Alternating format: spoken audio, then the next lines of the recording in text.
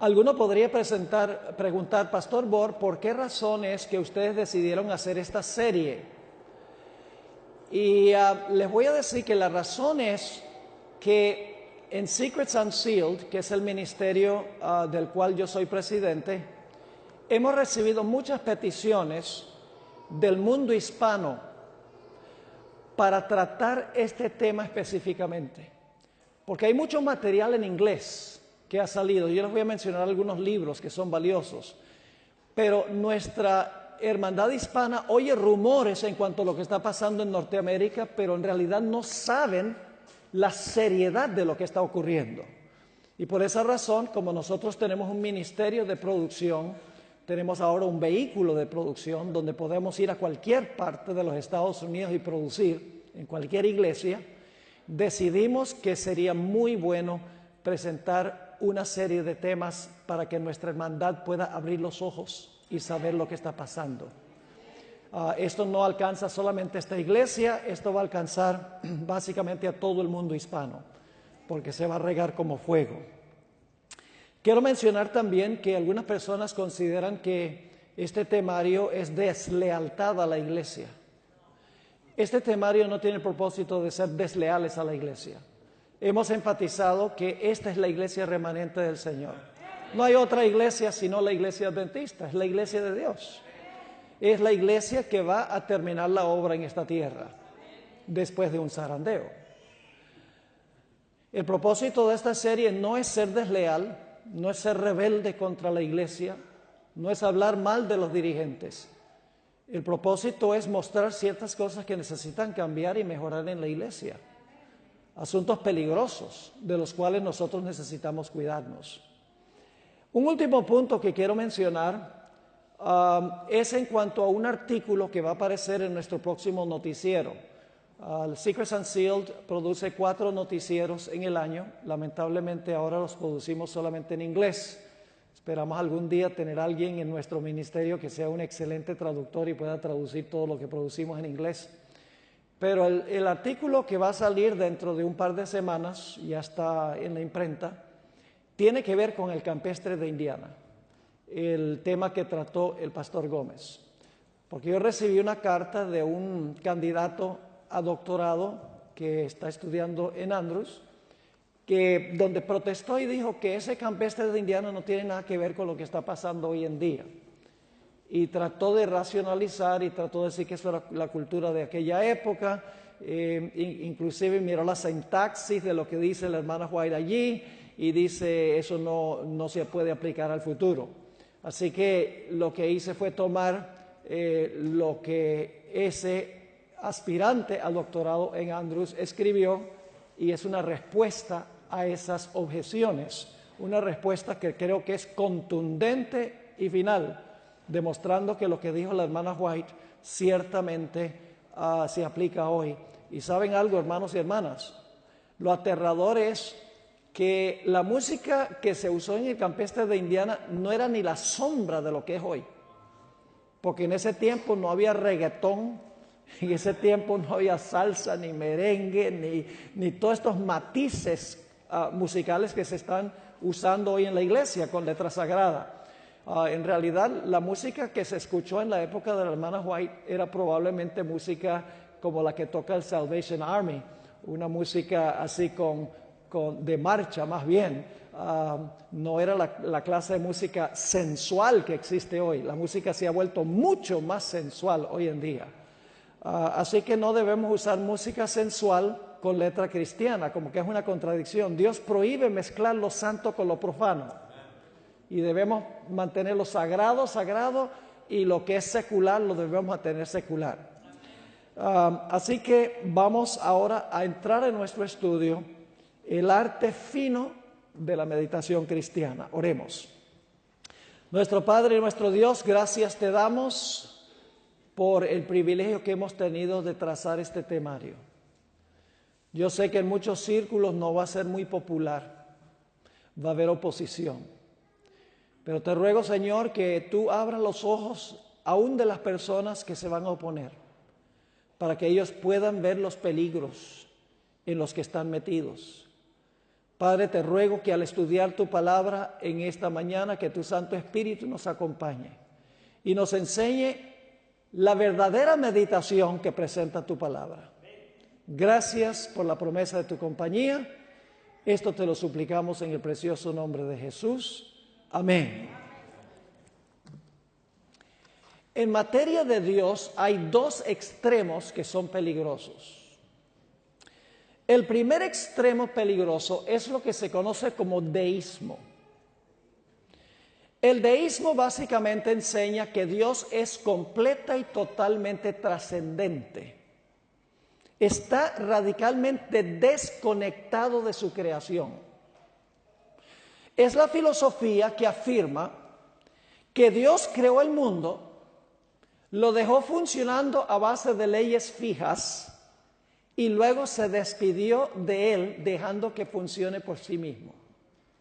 Eso es deísmo. Guillermo Miller, antes de estudiar la Biblia, era deísta. Él pensaba que Dios estaba más allá de la creación y Dios no se preocupaba por lo que pasaba aquí. El otro extremo peligroso cuando estudiamos en cuanto a Dios es el panteísmo, de lo cual hemos estado hablando.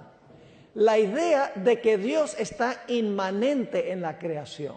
Es decir, Dios y la creación son intercambiables, son lo mismo. La naturaleza es Dios y Dios es la naturaleza. Ese es el panteísmo, un Dios completamente imbuido en la creación. Así que tenemos nosotros que evitar estos dos extremos. El extremo que hace que Dios sea completamente trascendente y no entra en contacto con nosotros, y la idea de que todo lo que existe es Dios. La Biblia nos presenta el equilibrio perfecto. En un texto que leí ayer, Isaías 57 y el versículo 15, nos dice lo siguiente. Esto presenta la trascendencia de Dios y la inmanencia de Dios, o el contacto que tiene Dios con nosotros. Dice Isaías 57, 15, porque así dijo el alto y sublime, el que habita la eternidad y cuyo nombre es santo.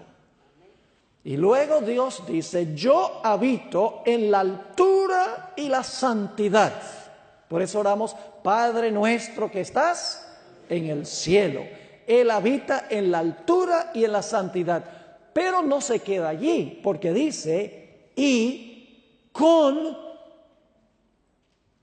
o sea, Dios y el que está con Él son diferentes, ¿verdad? Distintos. Dios está aquí y está conmigo aquí. Dios no soy Dios. No se identifica de esa manera con nosotros.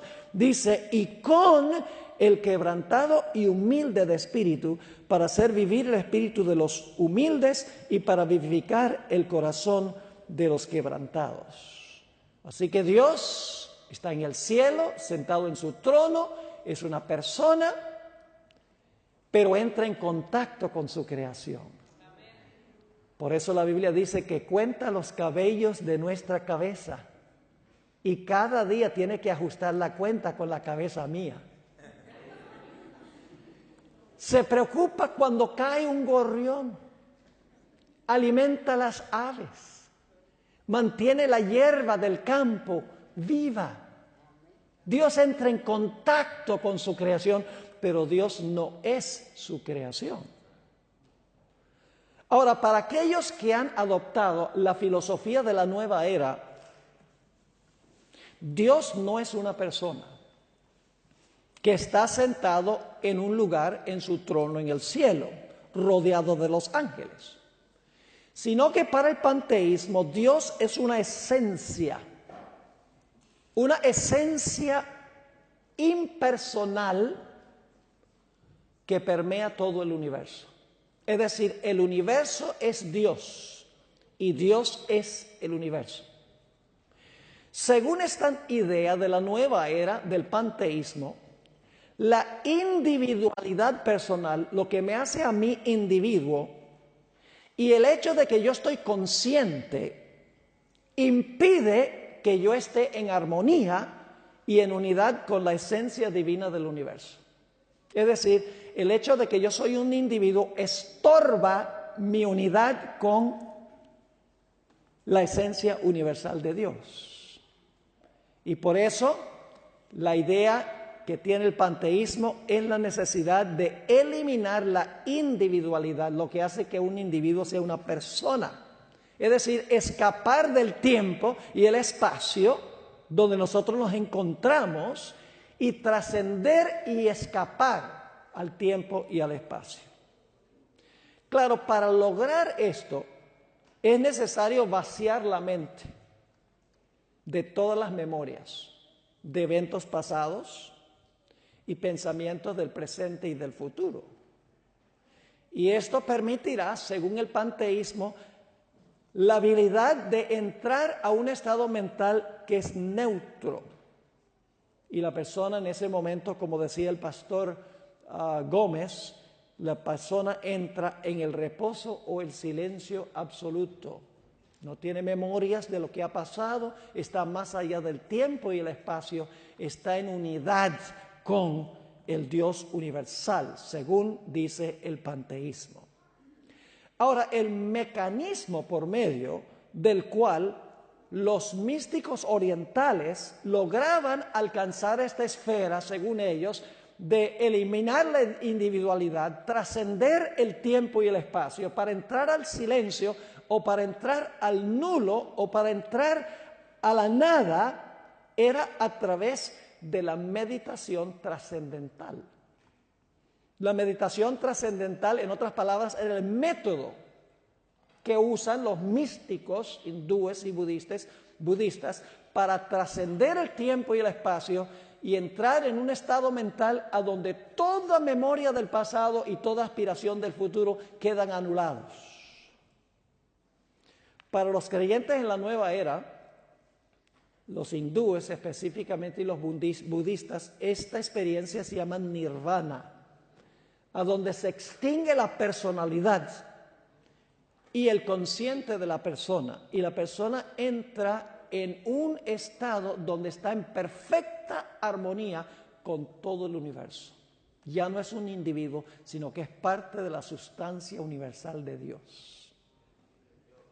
En la filosofía de la nueva era, es el objetivo final de la meditación que la mente llegue a ser pasiva, que cese el pensamiento y que el cerebro se vacíe de todo lo que está relacionado con el tiempo y el espacio.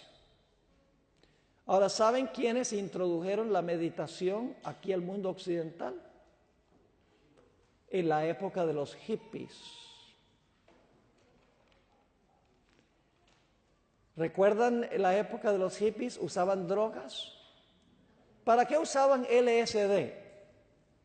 Usaban LSD con el fin de entrar en un estado consciente alterado, donde no estuvieran conscientes de nada de lo que les rodeaba. Tomaban drogas por ese motivo, para entrar en un trance, en otras palabras. En ese tiempo fue que empezó a tener influencia aquí en el occidente un individuo que se llamaba Maharishi Mahesh Yogi. Era el gurú de los Beatles. Ustedes saben que ellos estaban metidos en el hinduismo y en el budismo. También podríamos mencionar el nombre de Timothy Leary, quien abogaba por el uso de LSD porque producía más o menos lo mismo que otros métodos de meditación que usan los gurús budistas e hindúes. Ahora, por varias décadas, estas teorías de la nueva era no apelaron para nada a las iglesias cristianas. Es más, yo recuerdo, porque yo viví en la época de los 60, yo era un teenager en la época de los 60, así que yo puedo recordar muy bien, que se escribieron muchos libros en contra de estas ideas de la nueva era, libros cristianos, de parte de muchos líderes denominacionales, diciendo no se metan en estas cosas porque son peligrosas. Pero con el transcurso del tiempo y en años más recientes, se ha adoptado en varias iglesias cristianas, entre los protestantes y los católicos, una modificación de estas prácticas hindúes y budistas. Primero, esto entró al mundo católico y luego penetró a las iglesias protestantes y más recientemente ha entrado en algunos círculos de la Iglesia Adventista del Séptimo Día. Quiero leerles algunas citas. El pastor Gómez leyó algunas de algunos de los líderes de este movimiento, pero quiero ahora leer algunas citas de individuos que profesan ser cristianos, católicos y protestantes, y lo que ellos dicen que es el objetivo final de la oración contemplativa y la formación espiritual. Voy a leer primero de Willie J. Jagger, un monje católico del orden de los benedictinos. Él dijo, está hablando de repetir la palabra que mencionó el pastor Gómez, de repetir una palabra vez tras vez tras vez para auto-hipnotizarse o para entrar en un trance. Él recomienda lo siguiente: no piense en el significado de la palabra. Todos los escritores místicos insisten que debe cesar el pensar y el reflexionar. Sencillamente susurre la palabra silenciosamente, echando a un lado todos los sentimientos y pensamientos. Otro individuo que apoya esta idea de entrar a una esfera donde no hay tiempo ni espacio, entrar al silencio, tal llamado, es William Johnston, sacerdote jesuita y zen budista al mismo tiempo. Esto es lo que escribió. Cuando uno penetra los niveles más profundos de la oración contemplativa, tarde o temprano uno siente el nulo, el vacío, la nada, el profundo silencio místico. Cesa el pensar. Otro individuo que aboga por estas prácticas se llama Brennan Manning, místico católico romano. Escribió lo siguiente: deje de pensar, repita la palabra lentamente y con frecuencia y entre al gran silencio de Dios y oirá la voz del amor. Ya eso debe preocuparnos. Richard Foster, un cuáquero, solo hemos tenido un presidente en Estados Unidos cuáquero, Richard Nixon. Y ustedes saben cómo terminó Richard Nixon, no entremos en eso. Escribió lo siguiente Richard Foster, Celebration of Discipline: en su imaginación, permita que su cuerpo espiritual, ahora escuchen esto, si no tiene una relación con el espiritismo, permita que su cuerpo espiritual, resplandeciente de luz, se levante y salga de su cuerpo físico. Asegúrele que volverá. Penetre más y más profundamente al espacio exterior, es decir, la esencia universal, hasta que no haya nada sino la presencia cálida del eterno Creador. Repose en su presencia. Y ahora piense esto: escuche atentamente a cualquier instrucción que le imparta.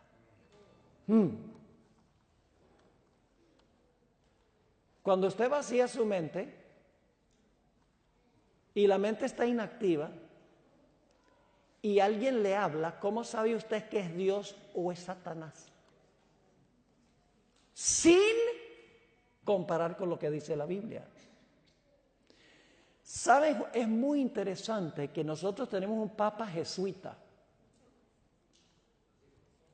Francisco I. ¿Sabe dónde se originaron los jesuitas? En 1534, San Ignacio de Loyola. Y San Ignacio de Loyola escribió lo que se conoce como los ejercicios espirituales, que básicamente es de esta idea de entrar en un trance, en un estado consciente alterado. Y no es coincidencia, el pastor Gómez mencionó a Thomas Merton. No es coincidencia que el Papa Francisco, en septiembre del 2015, cuando dio su discurso al Congreso Conjunto de los Estados Unidos, mencionó a 4 héroes de la historia de Estados Unidos.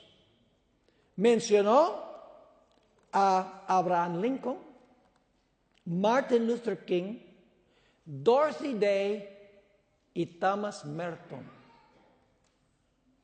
que era un místico católico practicante del Zen budismo, uno de los 4 héroes que presentó Francisco I en toda la historia de los Estados Unidos. Ahora quiero compartir con ustedes qué significa la palabra místico. La palabra místico, porque la hemos usado mucho aquí, viene de la palabra griega muo, que significa ocultar. Los místicos profesan tener la habilidad de adquirir información directamente de Dios que es inaccesible y está oculto al intelecto. Le voy a dar varias definiciones de lo que es el misticismo. Esta la saqué del diccionario. Estado de perfección religiosa que consiste en la unión inefable del alma con Dios.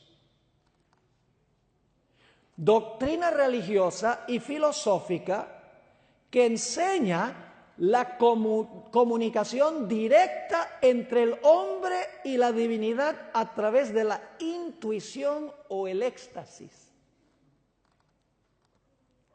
Aquí está otra definición. El misticismo es el momento que la persona combina lo mejor del mundo terrenal con el mundo etéreo. Aquello que no logramos comprender de manera racional y nadie puede explicar por medio de la ciencia. Es decir, el misticismo, usted no piensa, usted no razona. El misticismo, supuestamente, usted entra en este estado de consciente alterado y entonces usted va a escuchar la voz de Dios directamente. Aquí hay otra definición. La creencia que el conocimiento de Dios, de la verdad espiritual o de la realidad última, escuchen con cuidado esto, la creencia que el conocimiento directo de Dios, la verdad espiritual o la realidad última se puede adquirir por medio de una experiencia subjetiva. Es decir, es depender sobre sus intuiciones, sobre sus impresiones, sobre sus sentimientos. Subjetivo significa por dentro, objetivo significa por fuera. Esto es radicalmente distinto que lo que enseña la Biblia. La Biblia nos enseña que nosotros adquirimos la verdad última de un libro que se llama la Biblia.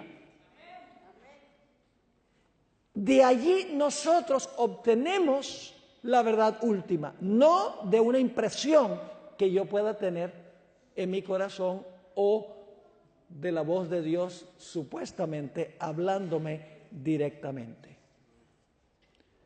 La sierva del Señor en el libro del Evangelismo, página 440, hizo la siguiente declaración.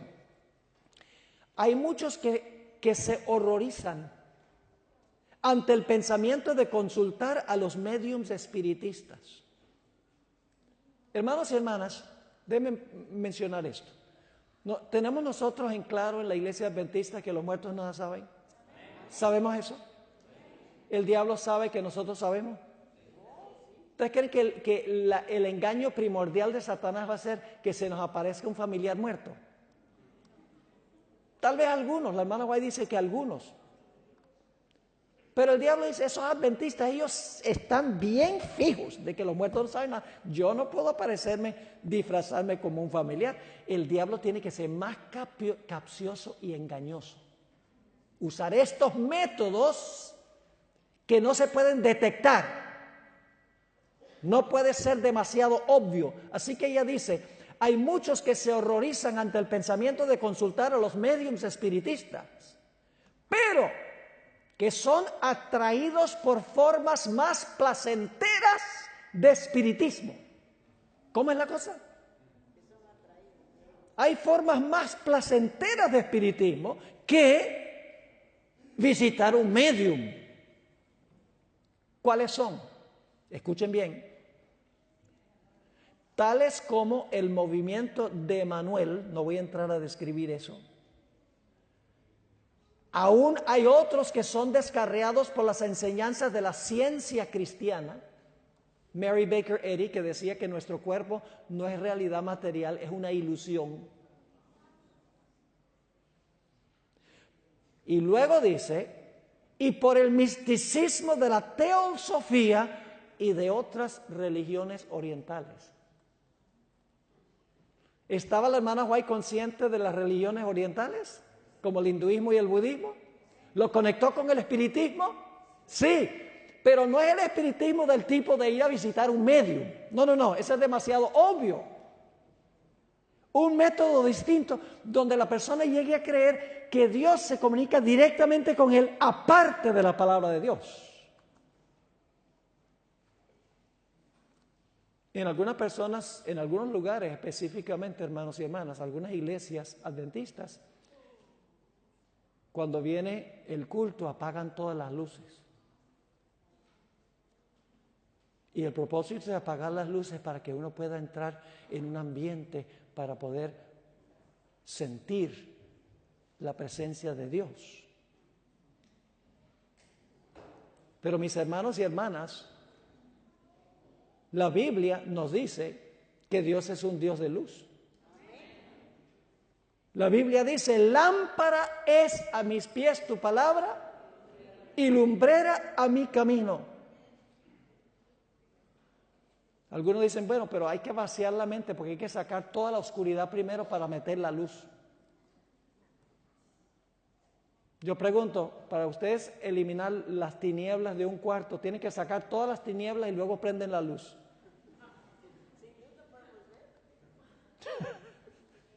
Con solo prender la luz se espantan las tinieblas.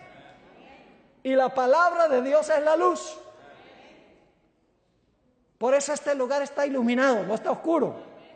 Porque estamos para leer la Biblia, no para sentir, sino para estudiar la palabra objetiva de Dios.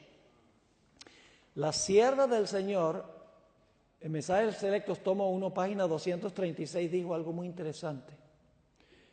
Hablando del libro de Kellogg, dijo, no necesitamos el misticismo que hay en este libro. ¿Qué es el misticismo?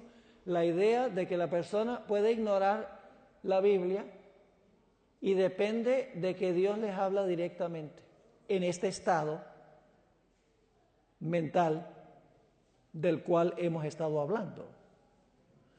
No necesitamos el misticismo que hay en este libro. Los que fomentan estos sofismas, escuchen esto con cuidado, los que fomentan estos sofismas pronto se encontrarán en una posición a donde el enemigo puede hablar con ellos y apartarlos de Dios.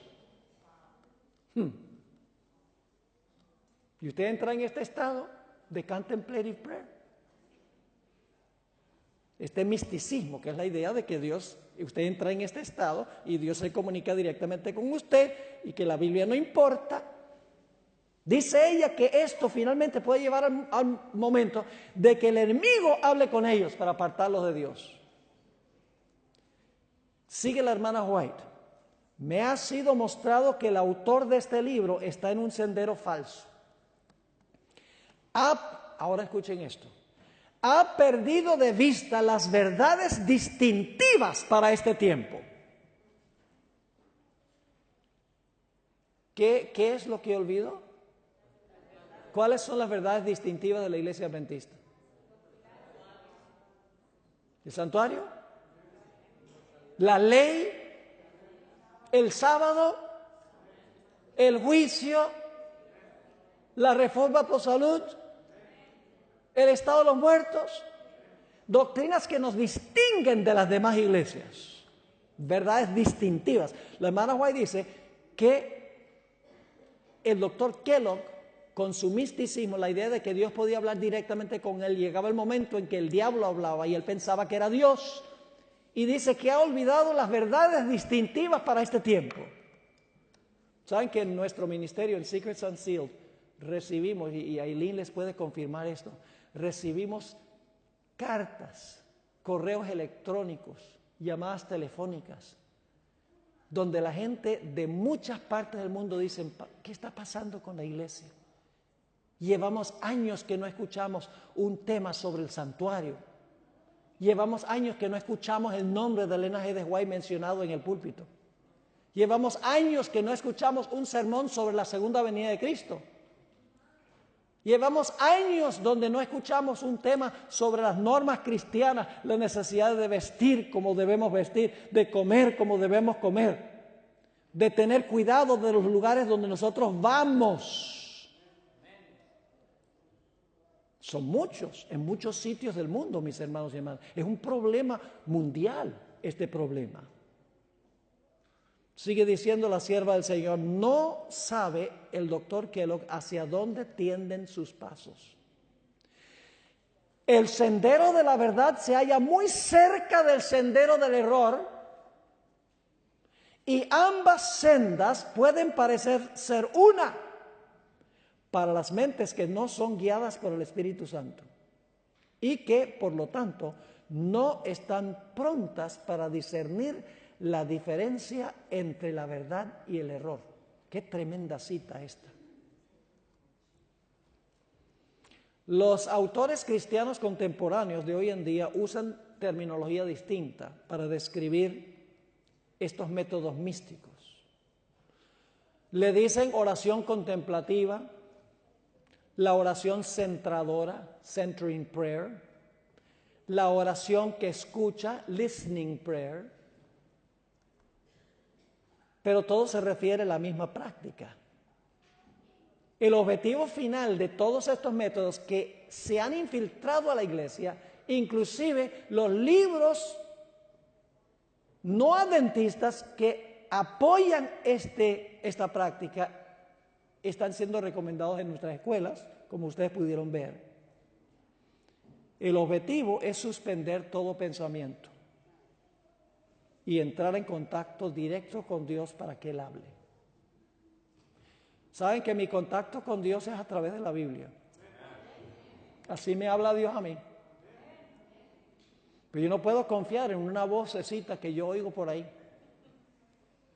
porque puede no ser la voz de Dios. Ahora, a fin de entrar a este silencio, hay que deshacerse de todas las distracciones externas, porque uno se distrae. Así que muchos cristianos están abogando porque se use un mantra. Ellos no le dicen mantra. ¿Han oído hablar del mantra? Es una palabrita que se repite vez tras vez, tras vez, tras vez, tras vez, tras vez, que produce como un autohipnotismo y lleva a la persona a entrar a este estado de trance, este estado donde está más allá del tiempo y del espacio. ¿Sabe lo que significa la palabra mantra? Es una palabra que viene del sánscrito. La palabra man significa pensar y tra, librado de. Es decir, la palabra mantra significa librado de pensar. Yo pregunto, ¿eso es lo que nos anima a Dios a hacer a nosotros? Dejar de pensar, a llegar a ser cabeza hueca, airhead. Eso no es lo que Dios nos está pidiendo. Y fíjense, hermanos y hermanas, hay una serie de autores católicos y protestantes que están apoyando este tipo de práctica y ha entrado en algunos círculos de la iglesia adventista. Tal vez el más conocido es San Ignacio de Loyola, hace mucho tiempo. Él mismo dijo que había adquirido esto de los místicos antiguos. Está Thomas Keating, un ecumenista católico romano.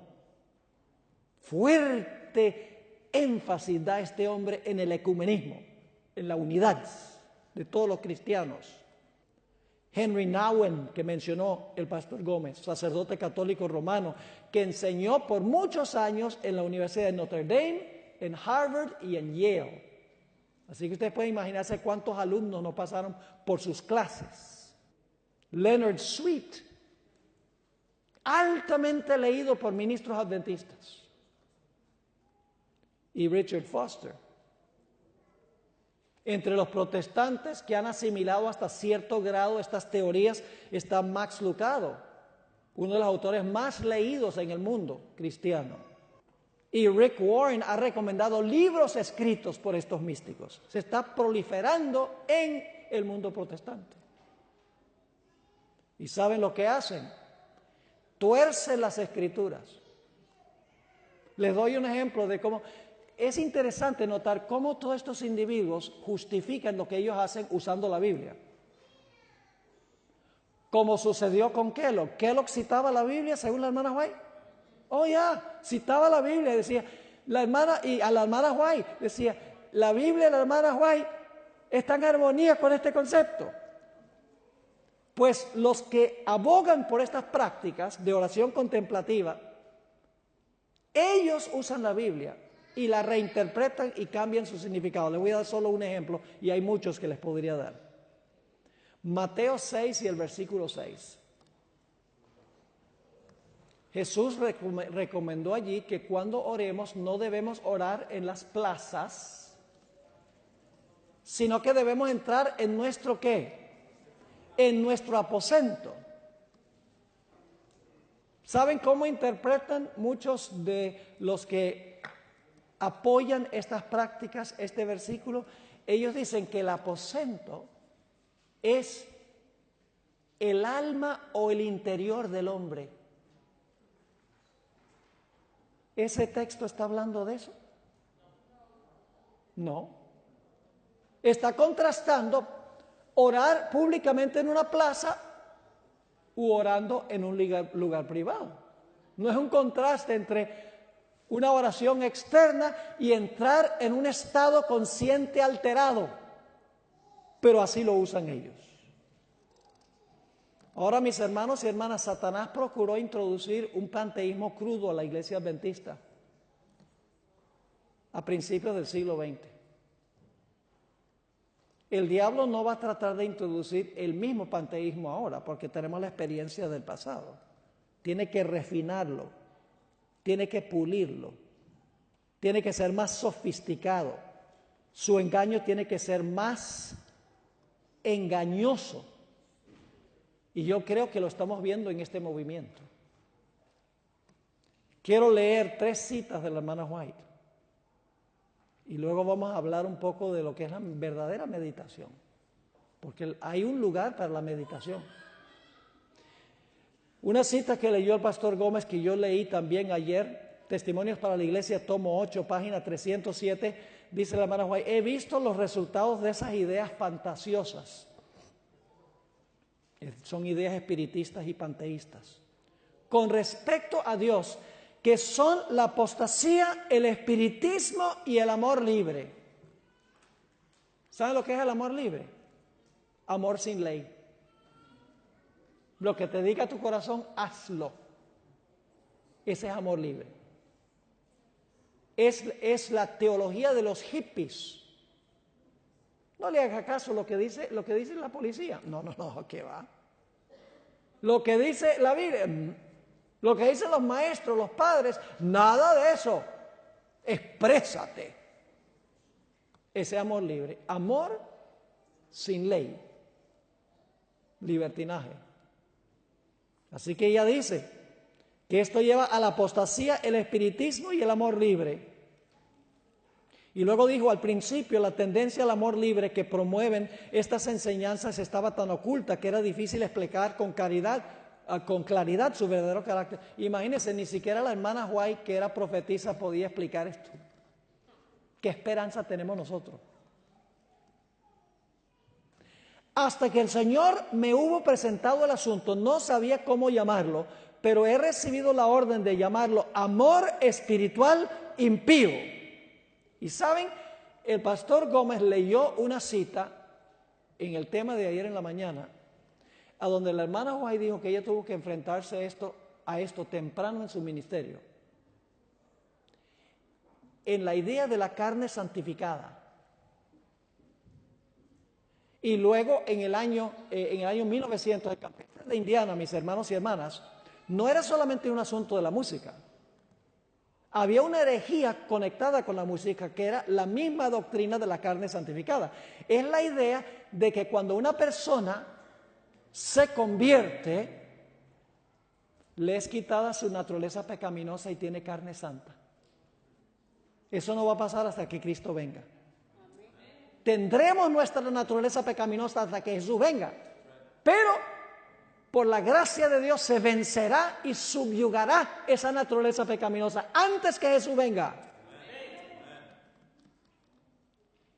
Y saben, los que estaban enseñando la carne santificada, ellos decían, oh, yo soy santo, ya tengo carne santa, y estaban viviendo en adulterio. Entonces, ¿qué decían? Eso no es pecado, porque yo tengo carne santa. ¿Están entendiendo por qué la hermana White dice esto? La sierva del Señor mencionó en Mensajes Selectos, tomo 1, página 231, no os engañéis, muchos se apartarán de la fe prestando atención a espíritus engañadores y a doctrinas de demonios. Tenemos ahora delante de nosotros el alfa de este peligro, ese es el movimiento de Kellogg. La omega será de una naturaleza alarmante. Yo creo que estamos viendo esa naturaleza alarmante hoy y se va a intensificar. En el mismo libro, página 233, la sierva de Dios dice, en el libro Living Temple se presenta el alfa de herejías mortíferas. La omega seguirá y será recibida por los que no estén dispuestos a prestar atención a la amonestación que Dios ha dado. Ahora, en nuestro ministerio, Secrets Unsealed, nosotros hemos tenido una pasión de compartir este punto específico con el mundo. Nuestro ministerio tiene el propósito primordial de levantar en alto la fe adventista como fue establecida por los pioneros de la iglesia. Levantar en alto toda doctrina de la iglesia adventista del séptimo día. Fortalecer a la iglesia en el mensaje adventista. Ese es el mayor enfoque de nuestro ministerio. Claro, muchas gentes llegan a ser adventistas a través de nuestros materiales también. Recibimos cartas y llamadas de gente. Donde quiera que yo voy, viene, mire, yo vi la serie de Génesis y me presenté en la iglesia y me bauticé. Es decir, alcanza a los no adventistas, pero nuestro objetivo principal es que nuestra hermandad conozca el mensaje y se pueda mantener firme en el mensaje. Y si la gente se ha ido de la iglesia, que entienda el mensaje y regrese y que estén fuertemente en la iglesia. El mensaje que yo predico es el mismo mensaje que llevo predicando por 40 años. No ha variado. Y algunos dicen, mire, el pastor Bor se ha ido al extremo. Pero el problema es que ellos se han movido tanto del centro que me ven lejos.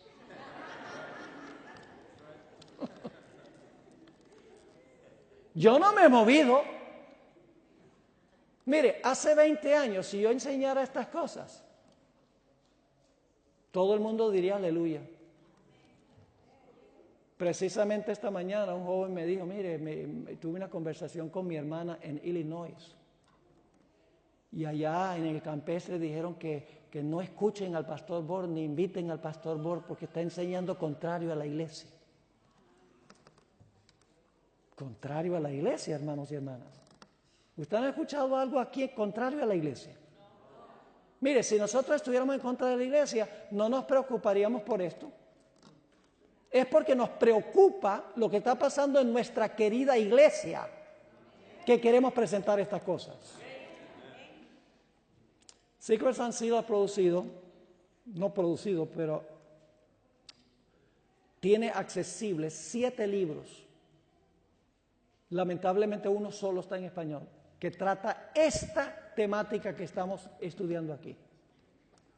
El libro de Thomas Mostert, que mencioné ayer, Hidden Heresy, herejía oculta, la tenemos disponible. El libro Culto en el trono de Satanás es el que está en español, el que escribí yo, un libro supremamente importante.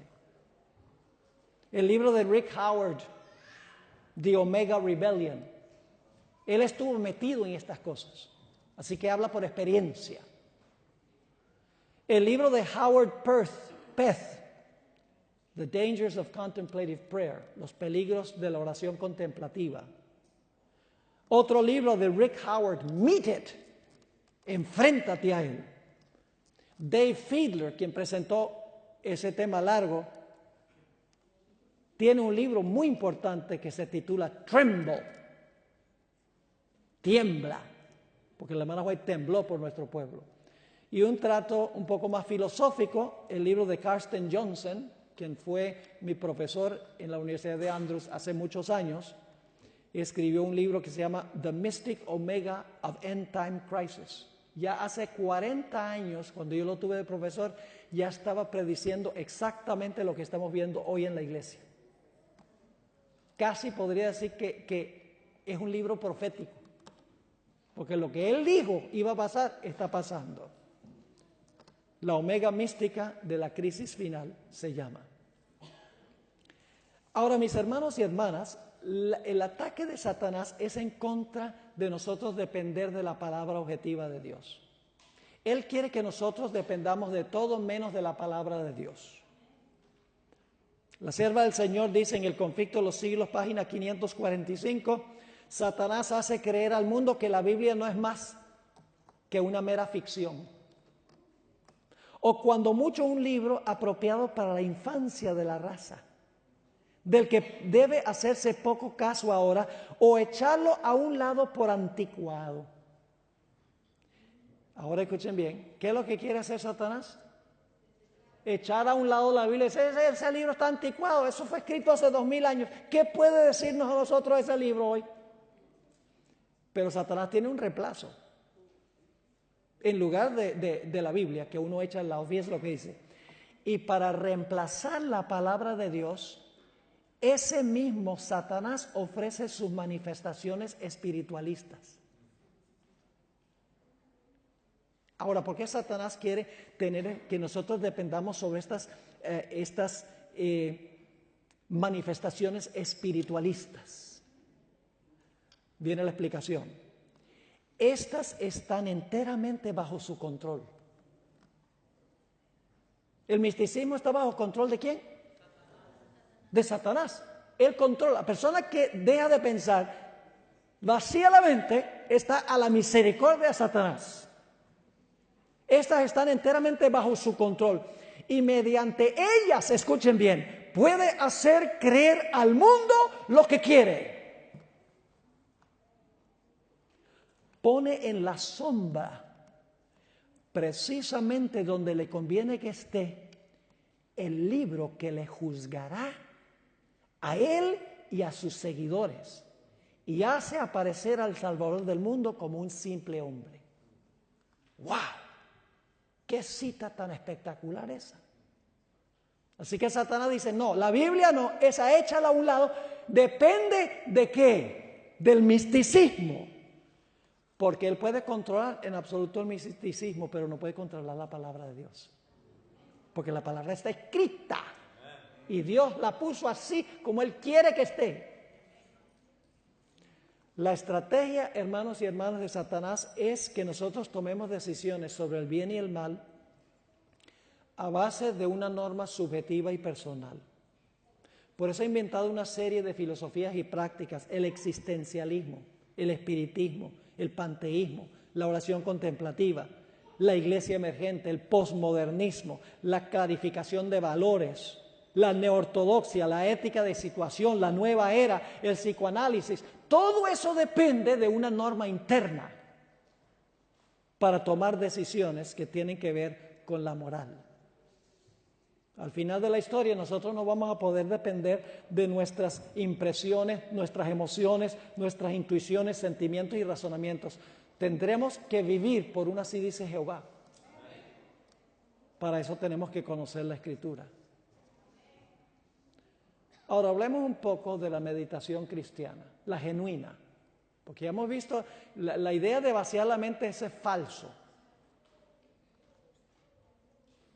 Satanás tiene una falsificación para todo lo que Dios tiene verdadero. Entonces tiene que haber una meditación verdadera. Ahora, mis hermanos y hermanas, es extremadamente peligroso vaciar la mente y no llenarla. Ustedes conocen el pasaje en Lucas 11, 24 al 26, donde dice, cuando el espíritu inmundo sale del hombre, anda por los lugares secos buscando reposo.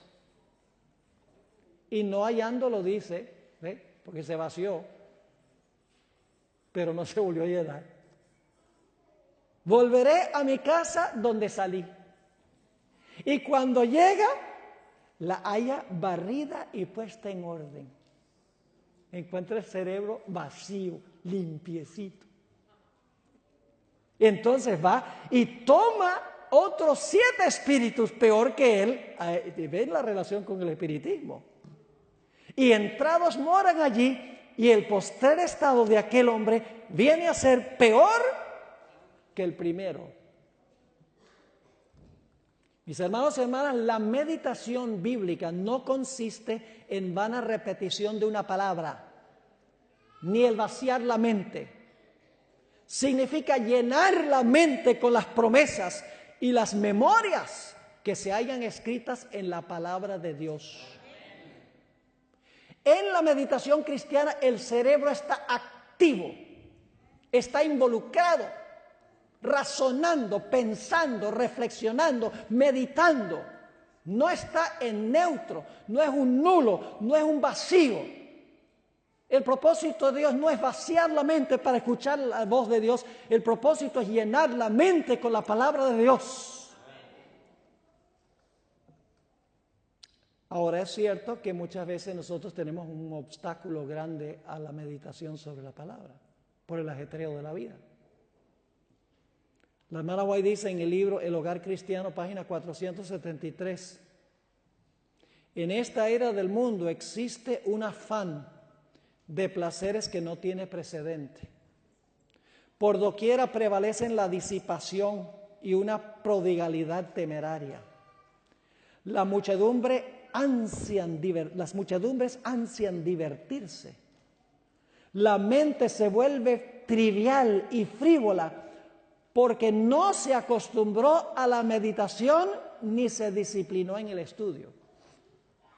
El ajetreo de la vida impide que nosotros entremos en un estado donde podamos en realidad llenar la mente con las cosas de Dios. Sigue diciendo la hermana White, un sentimentalismo ignorante es cosa corriente.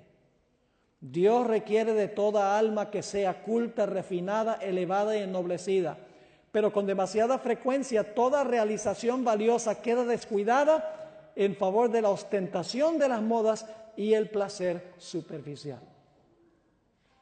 Ahora voy a darles algunas claves, antes de leerle varios versículos de la Biblia y del Espíritu de Profecía, algunas claves de cómo practicar la meditación cristiana. Porque de nada vale sencillamente decir que debemos llenar la mente, pero necesitamos tener ciertas técnicas. Número 1, el mejor tiempo para meditar es temprano por la mañana. Bueno, no diría a las 3. Pero temprano antes que comience el bullicio y el ajetreo de la vida. Segundo, escoja un lugar callado, cómodo, pacífico y bien iluminado, porque van a tener que leer la Escritura y no pueden leer la Escritura a oscuras. Así que en primer lugar es el tiempo, cuando hay silencio Y no ha empezado el ajetreo de la vida. Tendremos que levantarnos un poco más temprano y acostarnos un poco más temprano para que eso sea una realidad. Y debemos buscar un lugar tranquilo y callado. Pueden poner inclusive música suave de trasfondo, pero que no sea reggaetón, ni rock, ni ninguna música suave. Luego escoja un versículo o un pasaje sobre el cual va a enfocar sus pensamientos. Escoja un pasaje, un versículo de la Biblia. Voy a meditar sobre este versículo, voy a meditar sobre este pasaje. Ore para que el Espíritu Santo le pueda ayudar a concentrarse en el versículo o el pasaje que está leyendo. Es decir, la forma de concentrarse no es repitiendo una palabra 20,000 veces. La forma de concentrarse es orándole al Espíritu Santo para que nos ayude a concentrarnos. El siguiente punto es lea el pasaje, concentrándose en lo que está leyendo y poniéndose en la situación que describe el pasaje. Permítame leerles esta cita de la hermana White, Comentario Bíblico Adventista, tomo 7A, página 307. Necesitamos espaciarnos en las garantías de la palabra de Dios, manteniéndolas ante los ojos de la mente. Punto tras punto, día tras día, repitamos vez tras vez las lecciones que allí se dan, hasta que aprendamos la relevancia y la importancia de ellas. Vemos un poco hoy y con meditación y oración vemos más mañana. Y así asimilaremos poco a poco las bondadosas promesas hasta que finalmente podamos casi entender su significado pleno. A ver si podemos apagar la musiquita. Ya tuvieron un buen ejemplo de la clase de música que podemos usar. No está mal cerrar los ojos y repetir en la memoria la escena que estamos estudiando. Si su mente divaga o se desvía, no se frustre, reenfóquese. Y luego entonces pongamos en práctica lo que estudiamos o sobre lo que meditamos esta mañana. Yo les voy a dar un ejemplo de esto. Cuando yo enseñaba teología en Colombia, y me ha pasado en otras ocasiones, pero esta ocasión fue especialmente impactante. Una mañana yo estaba meditando sobre la vida final de Jesús, como dice la hermana White, 1 hora de reflexión. Y estaba meditando específicamente en un versículo donde cuando estaban maltratando a Jesús decía, Padre, perdónalos porque no saben lo que hacen. Y en mi mente pues yo me puse en la situación, la mente activa, a base de lo que dice la Biblia, no inventando, sino a base de lo que dice la Biblia. Bueno, me fui a la clase era a las 7 de la mañana, y en la primera clase tuve un alumno que era supremamente problemático, estaba atrás con otro alumno, estaban hablando y riéndose. Y yo entonces los miraba y dejaban de hablar. Y luego empezaba a enseñar la clase y otra vez ahí riéndose y hablando. Y le debo ser honesto que poco a poco se me fue subiendo la sangre a la cabeza. Porque una falta de respeto. Y finalmente, después que pasó varias veces, yo estaba a punto de pegarle su buen insulto en frente de todos los alumnos. Y cuando estaba a punto de decir algo, a través de mi mente pasó, Padre, perdónalos porque no saben lo que hacen. ¿De dónde creen ustedes que vino ese pensamiento? De la meditación de la mañana. La meditación impacta nuestra vida. Ahora, permítame leer para concluir esta mañana algunas citas bíblicas sobre lo que es la meditación. Escuchen bien, en la Biblia la meditación significa llenar la mente, no vaciarla. Salmo 119, voy a ir rapidito, Salmo 119, 97 al 99, dice el salmista, oh, cuánto amo tu ley, todo el día es ella mi meditación. ¿Sobre qué meditó el salmista? ¿Qué dijo el salmista? Oh, cuánto amo tener la mente vacía. No, dijo, cuánto amo tu ley, todo el día es ella mi meditación. Me has hecho más sabio que mis enemigos con tus mandamientos, porque siempre están conmigo. Más que todos mis enseñadores he entendido, porque tus testimonios son mi meditación. ¿Eso significa vaciar la mente? No, llenarla. Ustedes conocen Josué 1:8, versículo muy famoso. Nunca se apartará de tu boca este libro de la ley, sino que de día y de noche meditarás en él. ¿En qué? En el libro de la ley. ¿Y cuál es el propósito de meditar en la ley? ¿Cuál es el propósito? Para que guardes y hagas conforme a todo lo que está en él escrito. Porque entonces harás prosperar tu camino y todo te saldrá bien. ¿Cuál es el propósito de meditar? Para guardar y hacer todo lo que conforme a lo que está aquí escrito. Significa que la mente está activa en la meditación. Ustedes conocen muy bien el Salmo 1 al 3, casi lo pueden repetir de memoria. Bienaventurado el varón que no anduvo en consejo de malos, ni estuvo en camino de pecadores, ni en silla de escarnecedores se ha sentado, sino que en la ley de Jehová está su delicia, y en su ley medita de día y de noche. ¿El salmista está diciendo que debemos vaciar la mente y dejarla hueca? No, Señor. Y luego dice el resultado, escuchen, el resultado de meditar en la ley día y noche, dice, será como árbol plantado junto a corrientes de aguas, que da su fruto en su tiempo y su hoja no cae, y todo lo que hace prosperará. El Salmo 63:6 es muy interesante, porque nos dice varias cosas. Cuando me acuerde de ti en mi lecho, ¿dónde? Cuando está acostado, ¿sí o no? Dice el salmista, cuando me acuerde de ti en mi lecho, cuando medite en ti, en Dios, cuando en las vigilias de la noche,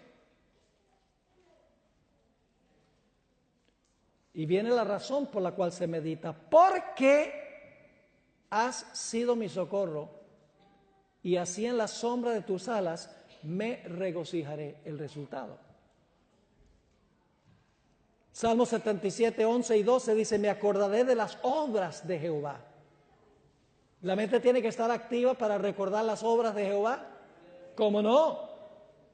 Sí, haré yo memoria de tus maravillas antiguas. Meditaré en todas tus obras y hablaré de tus hechos. ¿Qué nos está diciendo la Biblia? Que debemos meditar ¿en qué? En la palabra de Dios. Esa es la verdadera meditación. No es vaciar la mente para tener una experiencia mística donde escuchamos la voz de Dios directamente. No, Dios nos habla a través de su palabra. En la oración nosotros hablamos con Él, mientras que en la palabra Él nos habla a nosotros. Salmo 143:5, me acordé en los días antiguos, meditaba en todas tus obras, reflexionaba en las obras de tus manos. Por eso la hermana White dice, no tenemos nada que temer al futuro, al menos que recordemos el pasado.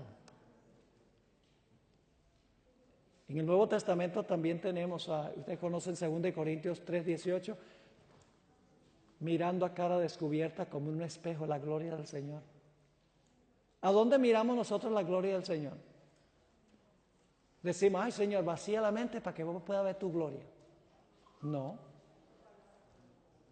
La hermana White dice que debemos cada día pasar 1 hora reflexionando sobre la vida de Cristo, especialmente las escenas finales. ¿A dónde nosotros descubrimos las escenas finales de la vida de Jesús? En la Biblia, en los evangelios. Nada de esto es sentarse así, Cristo. Entonces, entras en un trance y, Señor, háblame.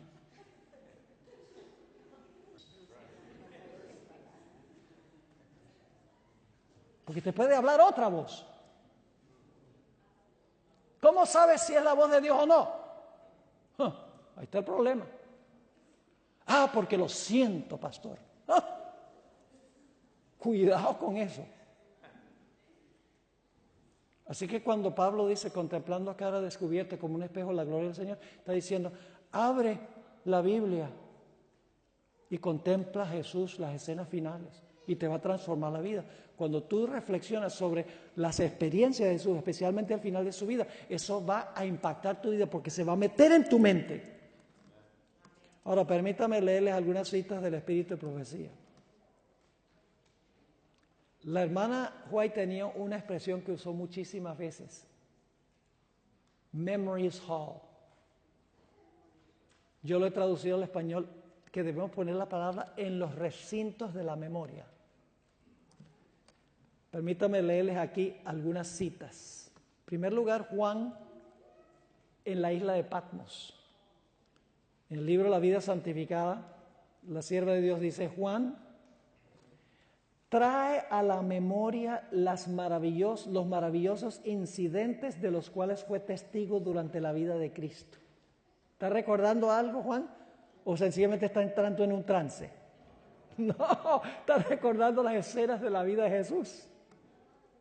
En su imaginación, nuevamente disfruta de las preciosas oportunidades con las cuales fue favorecido. Y es grandemente confortado. De repente se interrumpe su meditación y alguien le habla en tonos distintos y claros y entra en visión. Lo mismo sucedió con el apóstol Pablo, cuando estuvo en el desierto de Arabia por 3 años. Dice, allí en la soledad del desierto, Pablo tenía amplia oportunidad para estudiar y meditar con quietud. Repasó serenamente su experiencia pasada, la mente está activa, está recordando el pasado, y se arrepintió cabalmente, buscó a Dios con todo su corazón, sin descansar hasta saber con certeza que su arrepentimiento fue aceptado y sus pecados perdonados. Anhelaba tener la seguridad de que Jesús estaría con él en su ministerio futuro. Ahora sí se vació de algo. Dice, vació su alma de los prejuicios y tradiciones que hasta entonces habían amoldado su vida y recibió instrucción de la fuente de la verdad. Jesús tuvo comunión con él y lo estableció en la fe, concediéndole una rica medida de sabiduría y gracia.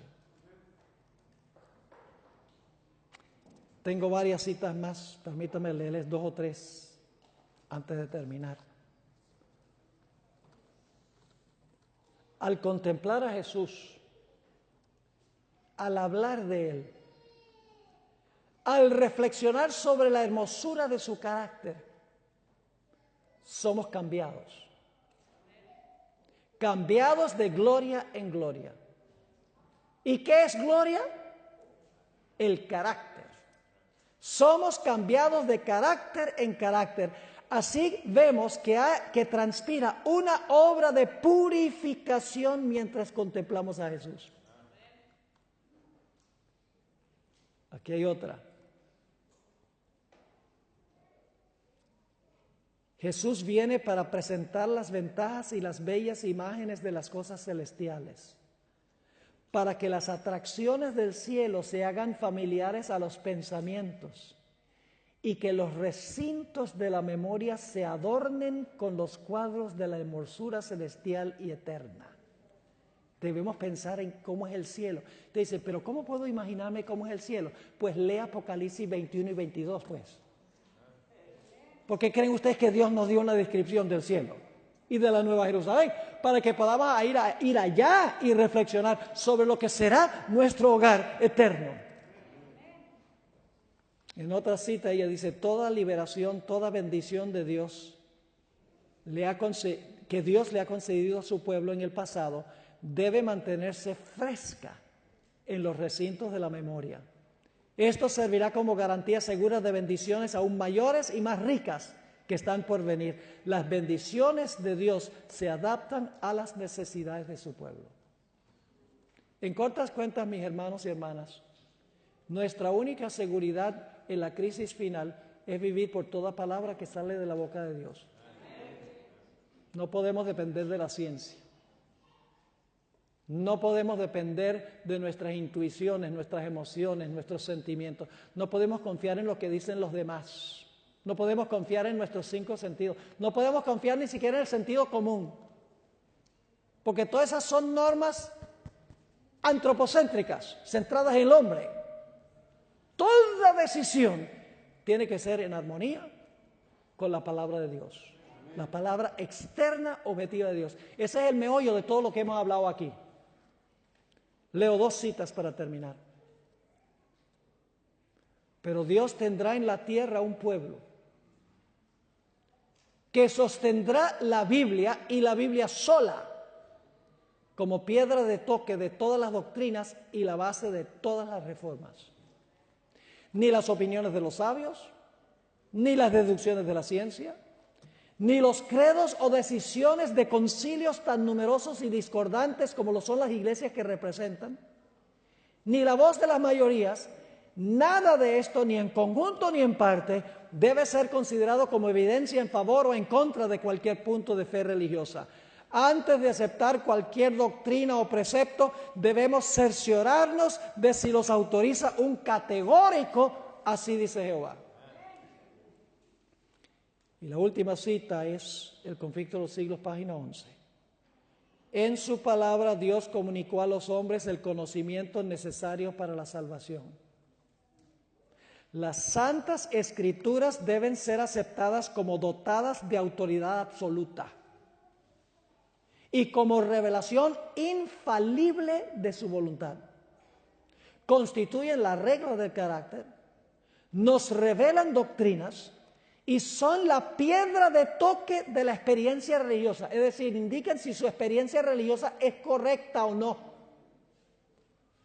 Toda escritura es inspirada por Dios y es útil para enseñanza, para reprensión, para corrección, para instrucción en justicia, a fin de que el hombre de Dios sea perfecto, estando cumplidamente instruido para toda buena obra.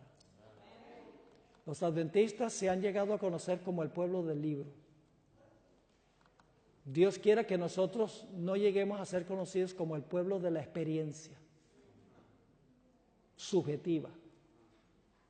Porque eso tienen todas las demás iglesias. Escuchen bien, esto tiene implicaciones ecuménicas inmensas.